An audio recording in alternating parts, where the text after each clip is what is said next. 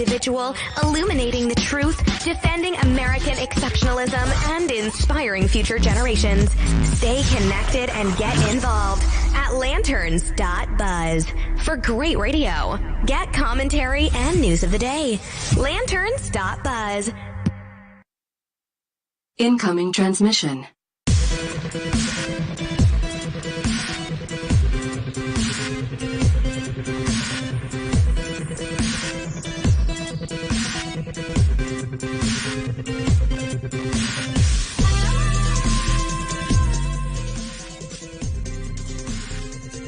You're listening to the HoloNet podcast on the Lanterns Media Network. The new conservative resistance begins right here, right now.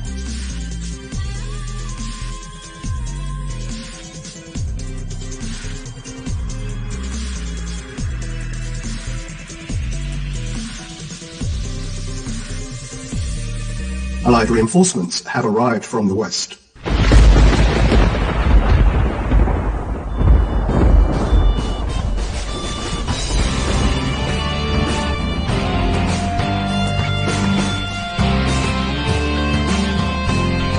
You're listening to the HoloNet on Lanterns Media Network.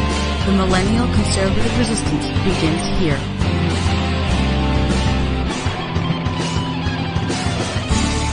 Oh yes, ladies and gentlemen, boys and girls, children of all ages, you're listening to the HoloNet podcast here on the Lanterns Media Network from beautiful Phoenix, Arizona.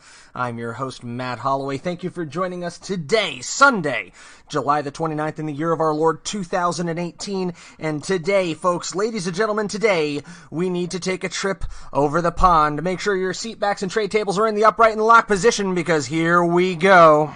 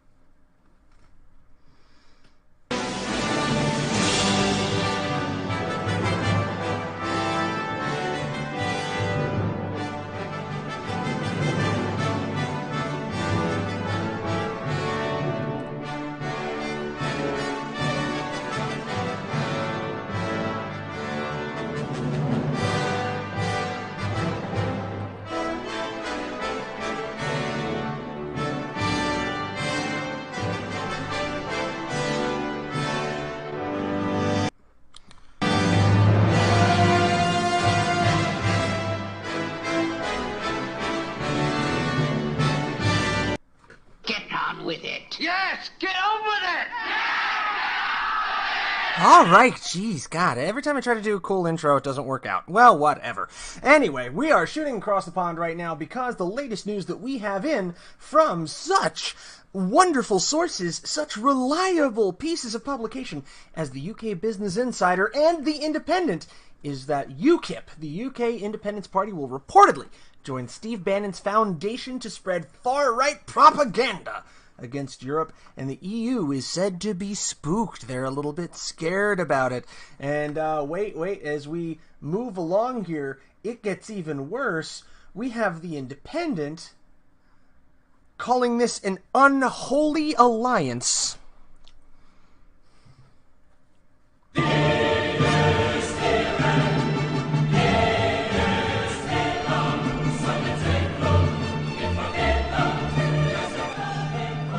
Yes, UKIP is to team up in an unholy alliance with Steve Bannon's new far-right European movement. The party has pledged to share their experience with this new group.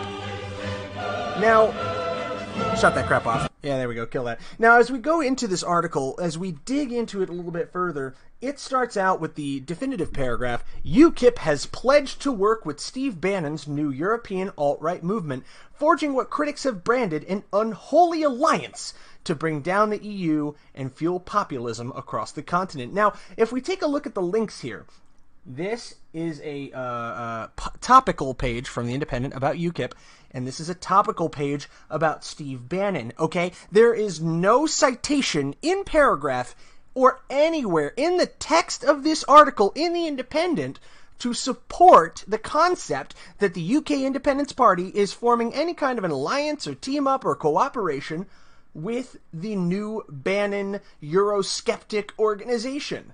So the Independent did what we call an attribution story. I'm sorry, the Independent did, from what I can see, a complete and total bullshit story, but the Business Insider did what we call an attribution story, where they basically take the same facts, rehash them slightly, okay, and then they throw credit way down here at the bottom.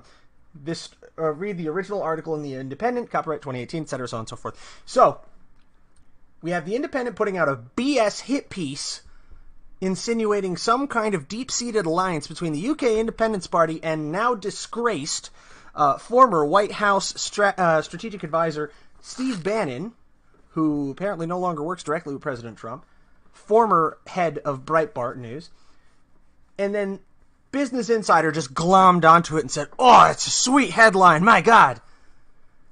Okay, so hit piece, attribution story about said hit piece with absolutely no independent verification of the source. All right? Immediately followed by Gerard Bannon on Twitter, who is a member of the European Parliament and leader of UKIP. So, not just some nobody, pops up fake news alert. UKIP has not entered into any alliance with Steve Bannon. Mr. Bannon has not contacted me. If he had, I would have been pleased to speak with him, but he didn't. Anyone claiming to speak for UKIP in this matter is speaking only for themselves.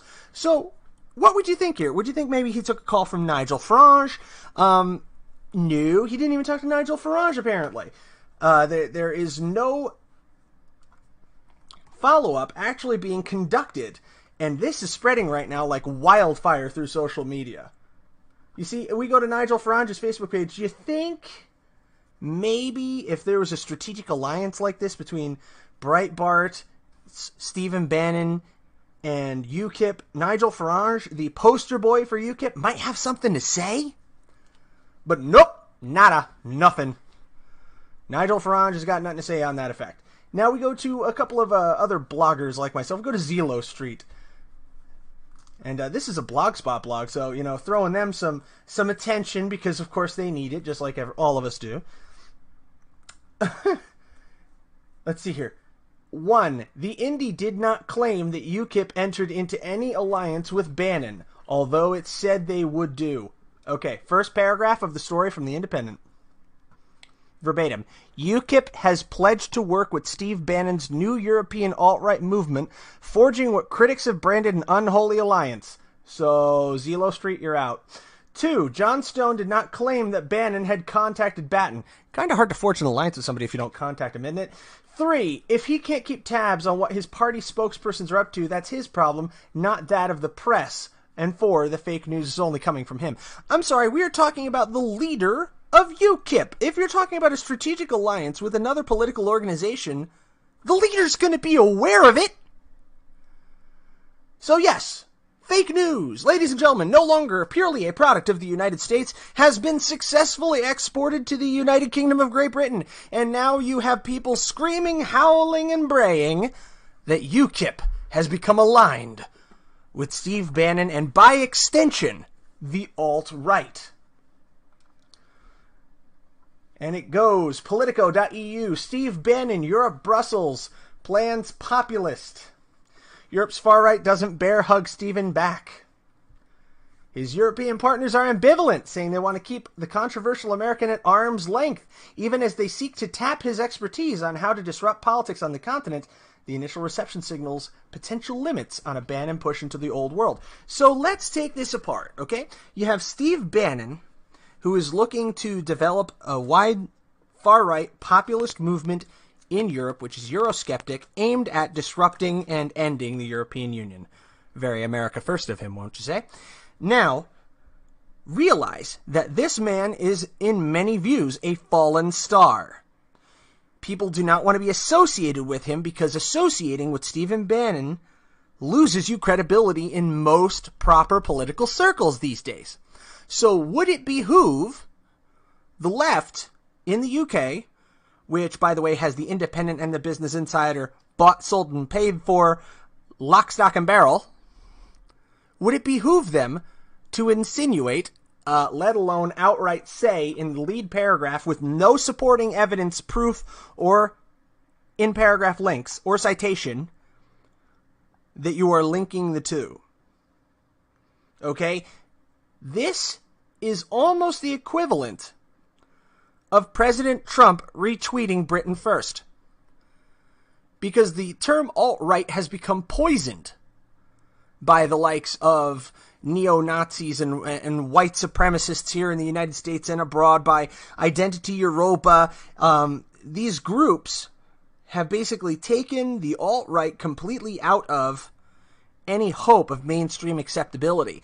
So by saying that UKIP is now embracing Steve Bannon, the poster child, as it were, for the alt-right movement, when he himself said back in 2016 he wanted to make Breitbart the home of the alt-right on the internet, I may be paraphrasing there a bit, forgive me, but that was his big deal, is that he wanted to make Breitbart the alt-right news outlet. This alignment is designed to do one thing and one thing only: stop the spread of UKIP, because they are moving like wildfire right now through the British electorate. Because the British electorate on the left and on the right have completely had it with the Liberal Democrats and also the Labourites and Conservative Party. They have all failed in the British parliamentary system, and UKIP is looking better by the minute, and it's leaving a lot of people like me, libertarians here in the U.S., constitutionalists here in the U.S., asking, what is the U.S. equivalent to UKIP? When we see people like Count Dankula on YouTube, and Sargon of Akkad, and Milo Yiannopoulos, and Paul Joseph Watson, his name escaped me for a second because I don't listen to him. When we see these prominent figures on the right joining UKIP, that kind of causes us to sit back and go, wow, what is the U.S. equivalent to the UK Independence Party? Certainly not the American Independence Party. I mean, they pretty much fell off the map years ago. The Constitution Party, I've spoken to on a number of occasions, seem to be filling a niche here in the United States, but have not gained wide adoption. You have the Federalist Party, which I reviewed with everybody during our third-party problems segment. If you want to go back a couple of podcasts, you can find that on www.theholonet.com or theholonet.lanterns.buzz, iHeartRadio, iTunes, TuneIn, anywhere you find podcasts, you can check that out. That's the third-party problems podcast, by the way. But where do we find the U.S. alternative to the Democrats, who are now essentially the Democratic Socialists, and the Republicans, who have basically become big government establishment Republicans, who seem, in all earnestness, to be dedicating themselves to two things: saving their own skin come November, first and foremost, and keeping a muzzle and a leash on President Trump as long as they can. Because they're discovering that the president is very difficult for them to control, and he does not align, I would say probably even 50%, with their long-term goals. Because if the Republican Party here in the United States had the long-term goal of small government, when you have a majority in both houses of Congress, when you have a president of the United States in office, when you have now a majority in the Supreme Court of the United States, as soon as Kavanaugh's in, they're about to have a really solid majority, and you fail to act, what does that say about you? That says that you have principles and you have goals that simply exist for you to be reelected. You don't have a plan to win. You only have a plan to get elected. Let me see if I can pull a quote from Ted Cruz here. He said it quite nicely. The American people are frustrated because their elected officials don't listen. When we're home on the campaign trail, we say we listen. And yet something about this Senate floor, something about Washington, D.C., I don't know if it's the water, something in the air, the cherry blossoms, but people get here and they stop listening to the American people. That's it right there.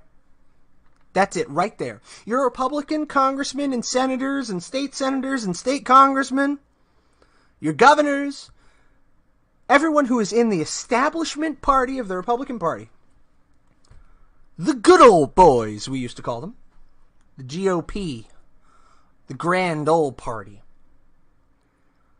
have those goals when it's time to vote for them, when it's time to crack open your wallet and give your very legal maximum. And then when that runs out too, you know, hey, we have this really great PAC you can donate to. But that is the only time when the Republican Party seems to listen to us folks here on the right, to we constitutionalists, we small government Republicans, the libertarians, the people who want maximum liberty, minimum government, the people who strive for individualism, not collectivism, and who want true fiscal responsibility out of Washington, D.C. We're going to take a quick break, and when we come back, we're going to jump back across the pond to the U.S., and we're going to talk about Austin, Texas, where they're seemingly having a bit of an identity crisis. You're listening to the HoloNet Podcast here on the Lanterns Media Network. Stick around.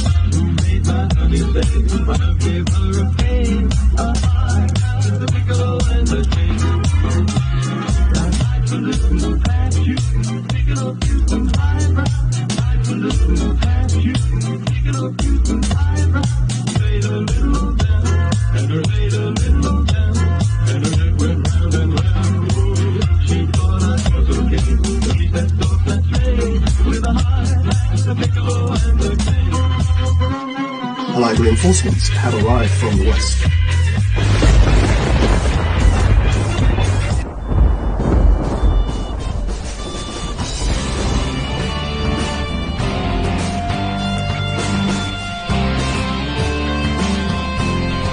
You're listening to the HoloNet on Lanterns Media Network. The millennial conservative resistance begins here.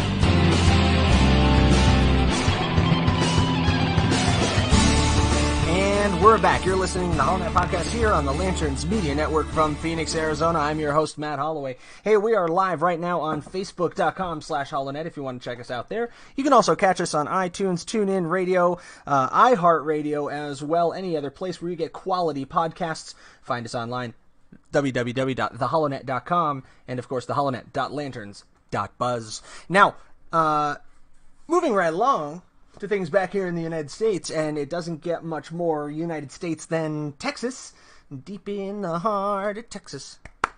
Anyway, Austin is considering renaming the city to depart from Confederate history. I had a little trouble reading that the first time through because my brain can only accept a certain level of dumb. This is coming from Newsweek magazine. Janice Williams says, the city of Austin, Texas, has suggested in a preliminary report that highlighted historical connections to a former Confederate leader, Stephen F. Austin, otherwise known as the Father of Texas, that it might consider changing its name. This is in addition to identifying several neighborhoods and towns linked to the Confederacy. The report released by Texas's Equity Office suggested name changes for city streets honoring the Confederacy and Confederate leaders, including slave owner William Barton, the Austin American-Statesman reported Friday. Here's a suggestion, Texas. How about this for a really crazy suggestion? How about, what in the ever-loving hell are you doing having an Office of Equity? The Texas Equity Office? Are you serious? Did you find your state to be so unequal, so very racist, so very transphobic, so very homophobic that you needed to have an entire state office dedicated to equity? I thought Texas was the last outpost, the last stand of small government. Austin, you disappoint me. Austin, who founded the city in 1839, was notable for his staunch disapproval of an effort to ban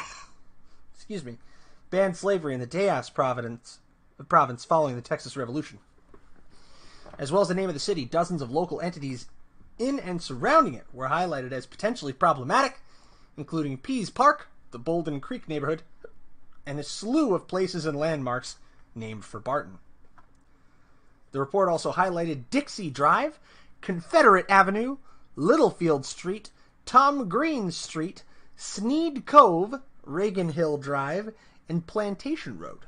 Any changes would have to be approved by the Texas Historical Commission. It previously sanctioned the renaming of Robert E. Lee Road to A.Z. Morton Road and Jeff Davis Avenue to William Holland Avenue in April. The suggestions in Austin are just the latest development in nationwide scrutiny of the Confederate legacy. At least 110 publicly supported Confederate monuments and symbols across the U.S. have been removed since 2015. Also previously covered on theholonet.com. If you check out theholonet.com, we have a nice piece on that called Deconfederation, which actually referred to this movement to erase our collective memory of the American Civil War. I'll call it the first American Civil War because it feels like the second one's brewing. Here in my own state of Arizona. And ladies and gentlemen, we cannot erase the past. We cannot sanitize our history. Ben Shapiro of the Daily Caller is very fond of saying, facts don't care about your feelings. History doesn't care about your damn feelings either. Cities are named after founders and conquerors. At the end of the day, these founders were imperfect men in imperfect times. I will not dispute here that Stephen F. Austin had flawed views. But if you fail to consider his views in the context of his time, and I reject that this is an apologist argument, because it is only common sense. The views of the man can only be considered through the lens of his time. Stephen F. Austin was a patriot for Texas, and he jealously guarded the best interests of Texas, not of the United States at that time, but of Texas. Were his views flawed? Hell yes. Looking back, I can point to many founding fathers who had a very flawed view of the world. But to fail to consider the time in which they lived is to read something without context. You must contextualize these historical figures in the times and places in which they lived and view through that lens. That is the only way to objectivity. Context is for kings.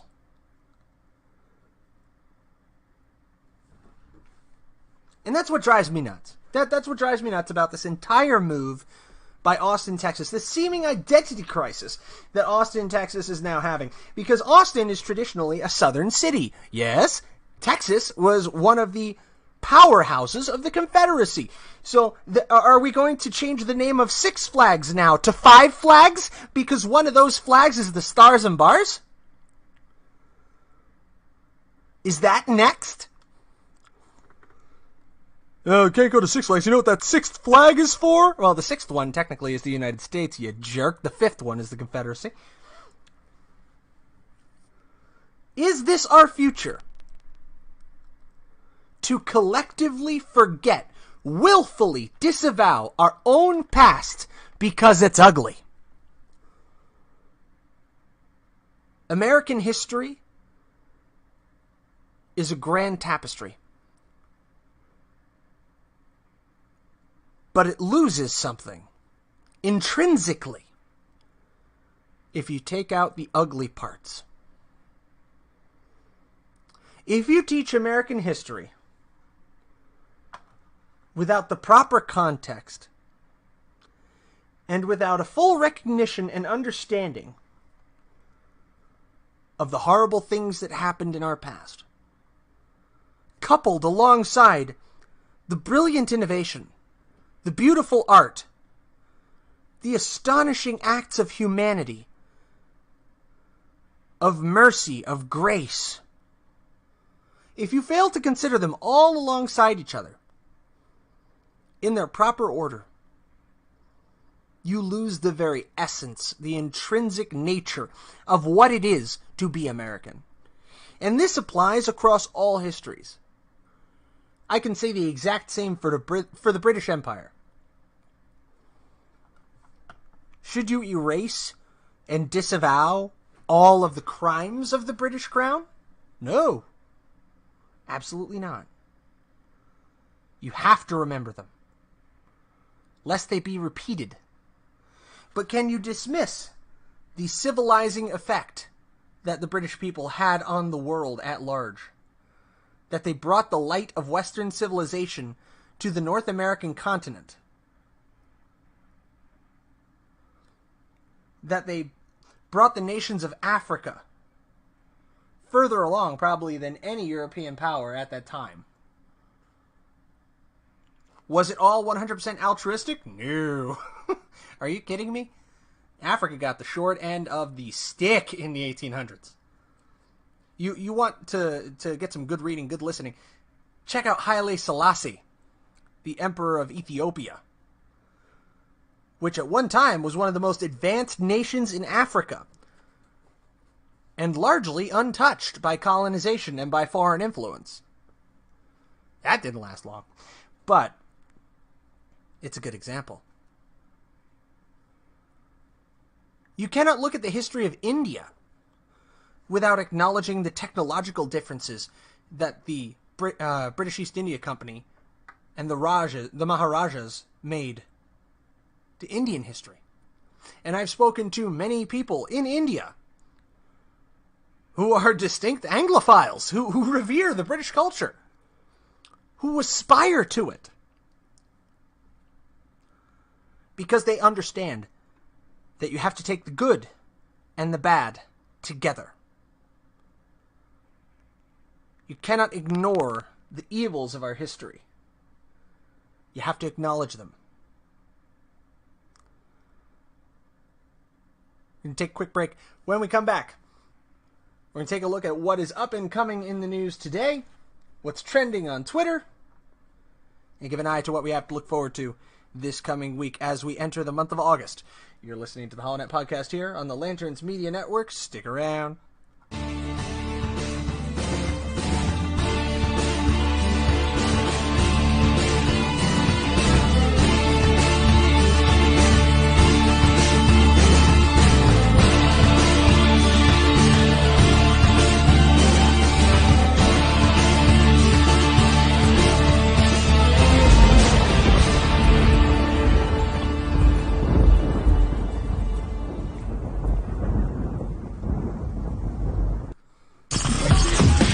You're listening to the Lanterns Radio Network.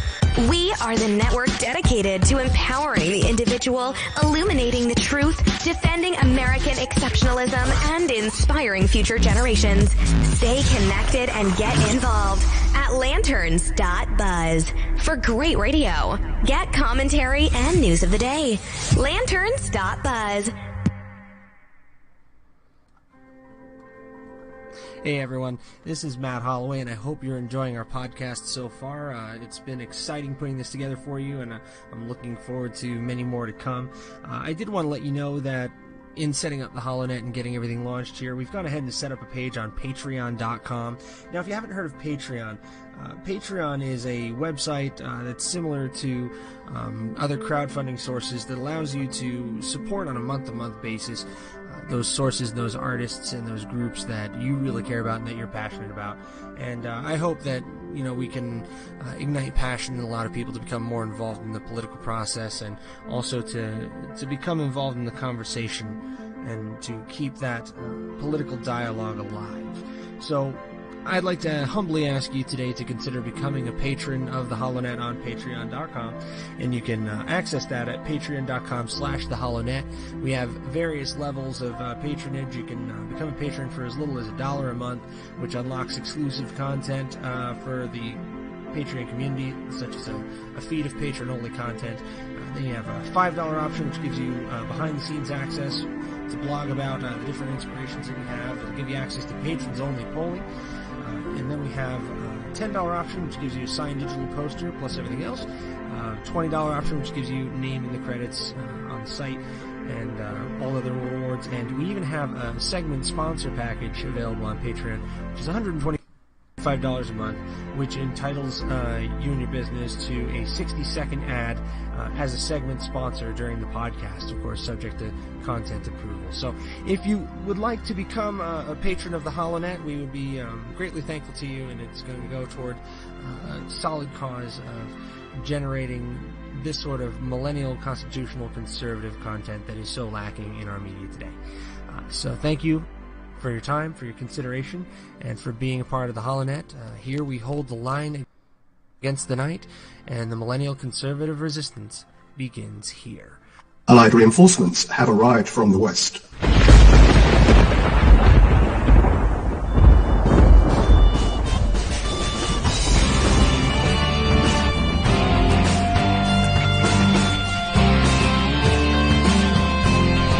You're listening to the HoloNet on Lanterns Media Network. The millennial conservative resistance begins here.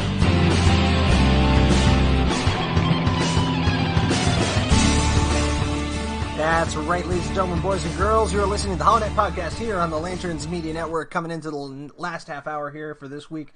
According to The Hill, President Trump blasts the media in calling journalists very unpatriotic for reporting on government affairs. President Trump on Sunday unleashed a tirade against the media, in which he called reporters unpatriotic for reporting the inner workings of the government. In a series of tweets, the president singled out the New York Times, the Washington Post, for writing bad stories about his administration, which he amounted to selling out their country. He said 90% of media coverage of my administration is negative, despite the tremendously positive results we are achieving. It's no surprise that confidence in the media is at an all-time low. I will not allow our great country to be sold out by anti-Trump haters in the dying newspaper industry, he added. No matter how much they try to distract and cover up, our country is making great progress under my leadership, and I will never stop fighting for the American people. They say Trump, who had a testy relationship with the media since declaring his candidacy, often seeks to discredit coverage he dislikes as fake news. Well, folks, this is nothing new. This is absolutely nothing new. President Trump versus the media has been the name of the game since he declared his candidacy for the election, coming down the escalator at Trump Tower, 2 years ago? If they're just figuring this out now, they're a little bit late to the party. And there's always been a very tenuous relationship between the press and the White House, typically when a conservative president is in power. Look back to the Bush years. Incredibly poor presentation of the administration during the Bush years. very, very ultra critical. And then the Obama administration, softball. The left slant of the American media has been so flagrantly obvious that the American people, we don't even look for anything different. We expect it. What is different about this president is he is calling attention to it. Is the media undermining the negotiating position of the United States on the international stage? Yes.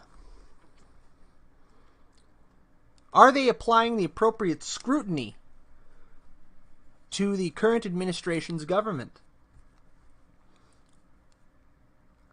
I would say yes, if that same level of scrutiny was applied to every administration. If it had been applied to the Obama administration, if it had been applied to the Clinton administration even, where coverage of Monica Lewinsky seemed to be an if I have to, I guess kind of an affair.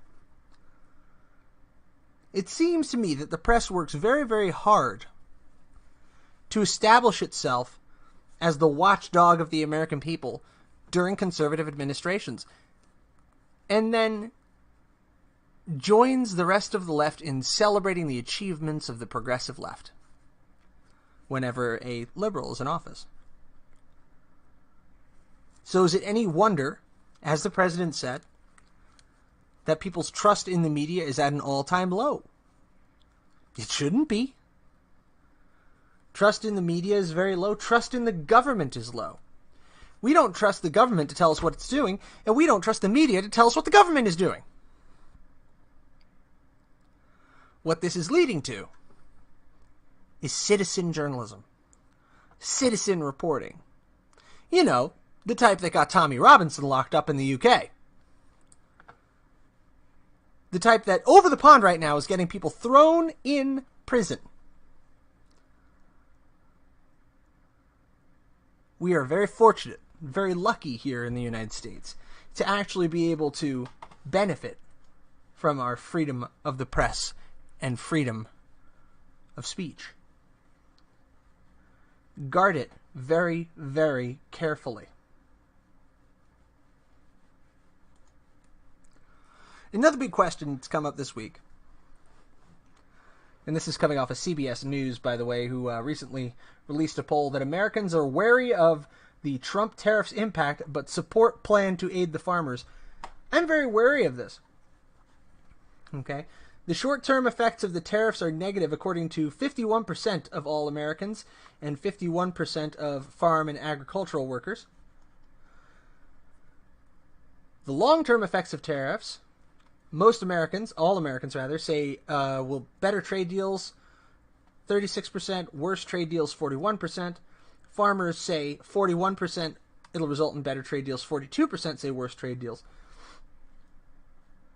Now, the $12 billion in aid to farmers who have been hurt by the tariffs that President Trump is seeking to line up, 78% of Republicans favor this, only 22% oppose it, 34% of Democrats favor it, 66% of Democrats oppose it. So here's my question, okay? If you don't believe in redistribution of wealth, can you support the president's aid plan for farmers? How does that sit with a small government fiscal conservative? Now, this is kind of a cause and effect problem. The actions of the President of the United States, the protectionist actions of the tariffs against China and against other nations in the world, are causing a hardship, and actually quite a dangerous hardship, on the American farmer. By the way, whose established suicide rate is now 5 times the general population, according to the Blaze. So, the president's actions cause this hardship upon farmers. So to compensate for the problem that they caused through tariffs, the president and the Republican Party are putting forth a $12 billion aid package to give to farmers who have been hurt by the tariffs. So here's a thought. If you didn't apply the tariffs, you wouldn't have the problem that's going to require you to take $12 billion to solve. Am I crazy? Possibly. Is this a big break between me and the president and the Republican Party at large? Definitely. I support farmers. I live in a rural area. I love living in a rural area. I know a lot of people who work in agriculture. Can't say that I've done so professionally myself. But I do understand cause and effect. And if you remove the cause, you remove the effect, and you don't need to compensate for it. So, what this looks like a hedged bet.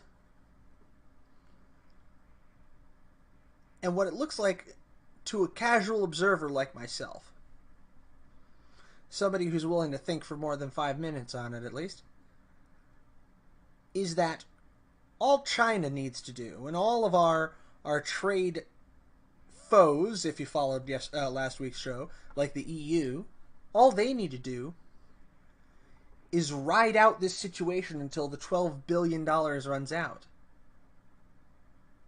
Because right now, at this very moment, should this bill go through,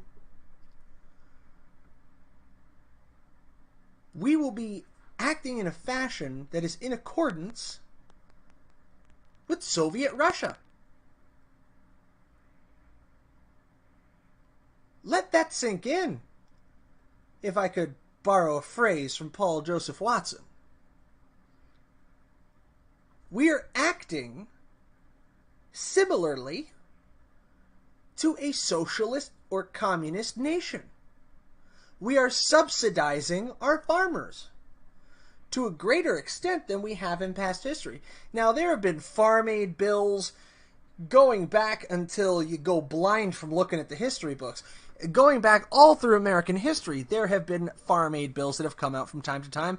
Typically, they're limited in scope, and in most cases are due to a drought or due to some sort of natural disaster. Maybe a huge storm wipes out a crop, something like that. There have been farm aid bills going back through the ages of the United States. To my understanding, though, this is the first time we'd have a farm aid bill drafted to compensate for a man-made problem due to a tariff law that has been imposed. Now, feel free to slaughter me in the comments if I'm getting this one wrong. But if the president hadn't imposed the specific tariffs that triggered this retaliatory strike from our trade partners, there would be no need to provide this additional funding to farmers. And the amount of funding that the American people can subsidize out to farms is finite. You can't keep writing those checks forever. You want to talk about corporate welfare? This is agricultural welfare. So from a small government perspective, how do we make this work? How does this fit into your worldview? Now, I've always said, I'm going to call it out when I agree with the president, and I'm going to congratulate him on what I think he does right. I'm going to call him out when I think he's doing wrong. And I think this is wrong. I think subsidizing the American farmer because of a trade war that our government chose to engage in is wrong. You're softening the consequences of your own actions so they don't come back to bite you in the ass.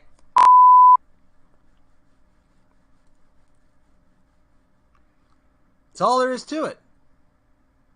going into 2018's November primaries, President Trump and the Republicans know they need the support of flyover country. They need the deep red Republican states. They need the farmers to not feel this pain.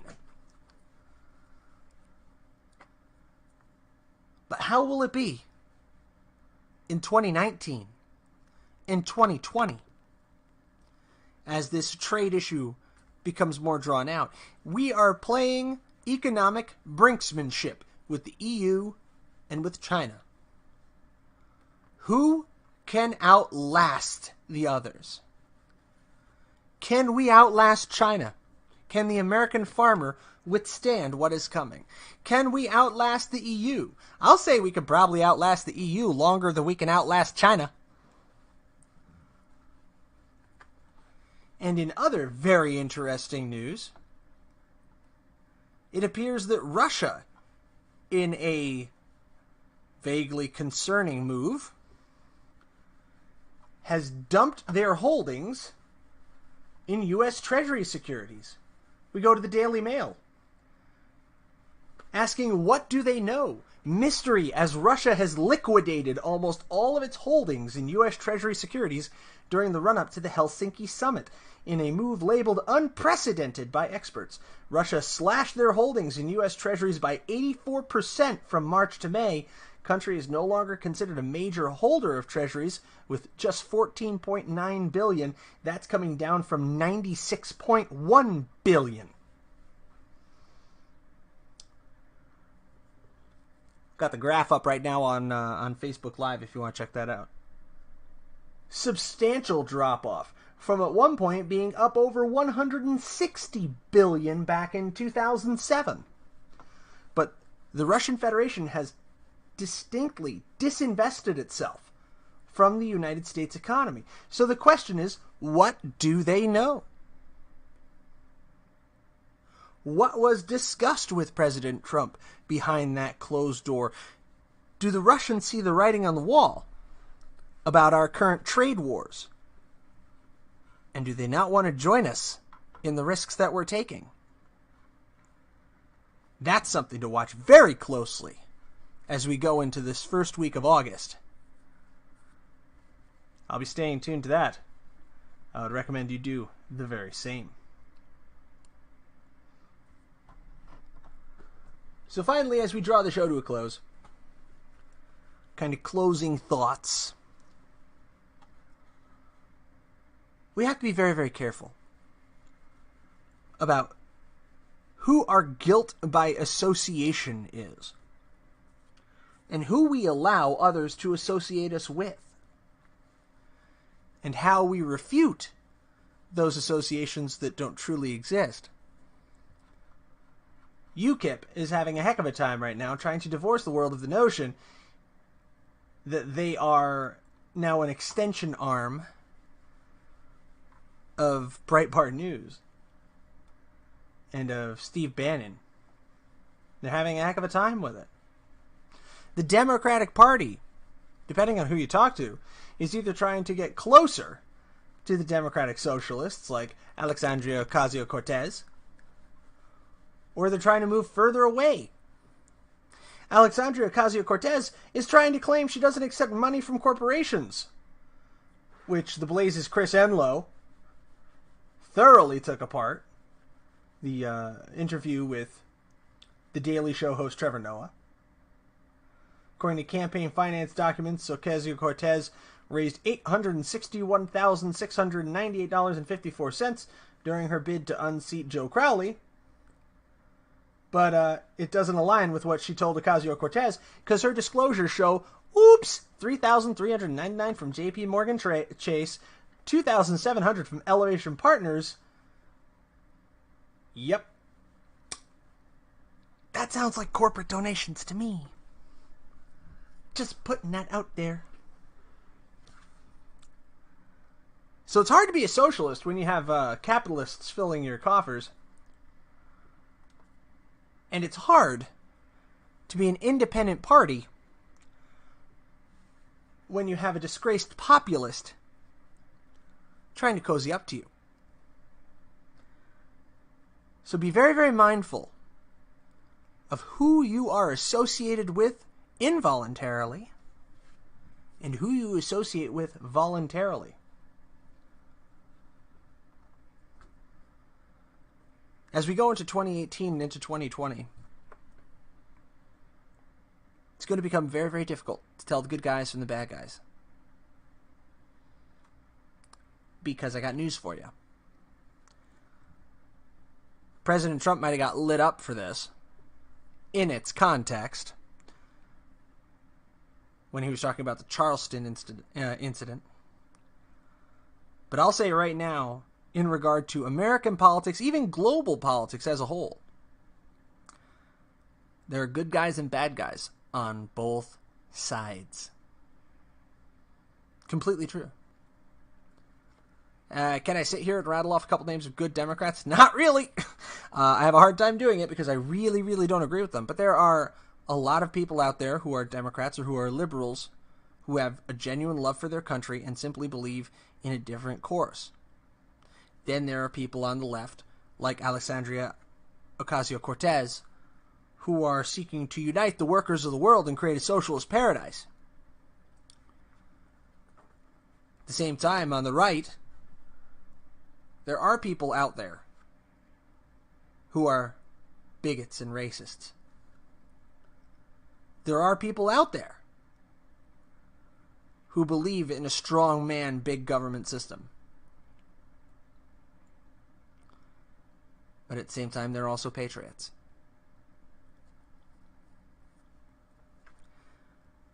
Stand your ground on your principles. But make sure you vet people well.